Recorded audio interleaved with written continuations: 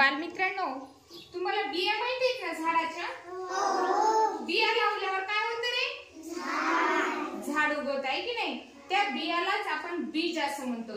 तर बीज लावल्यानंतर काय काय क्रिया होते आणि काय काय मिळतं ते आपण एक छोट्याशा बडबड गीतामधून कवितेमधून पाहणार आहोत. पहा, आपली बालभारतीची दुसरी कविता आहे बीज. आज आपण त्या कवितेमध्ये बी लावल्यानंतर काय काय होत आहे ते पाहणार आहोत. चला तर मग आपण सर्वप्रथम कृतीयुक्त बीज कविता गायन करूया. दुसरी कविता बीज. इथं काय रुजत माती खाली निसत, इथं काय रुजत माती खाली निसत, पाण्याने दिसत, इथं आहे युल सुरेख सबीज, इथं आहे युल सुरेख सबीज,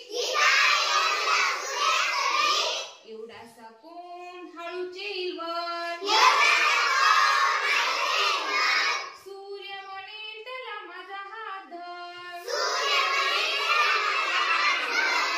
अंगाई गाणं वारा गाई त्याला, झुलता झुलता पानं येतील त्याला,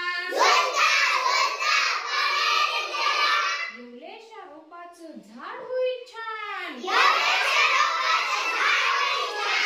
एवढ्याशा रोपाचं झाड होईल छान,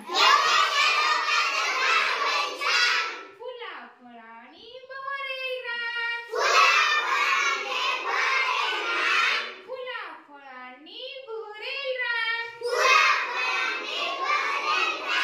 पहा बालमित्रांनो, एवढं छोटंसं बीज आणि किती छान छान त्याच्यापासून आपल्याला मिळालं बघा. रोपाचं झाड झालं, झाडांना पानं आले, फुलं आले, मोठं झाड झालं आणि फुलं आल्यानंतर त्याला फळं पण आले आणि फळं आल्यावर आपण काय करतो? खातो.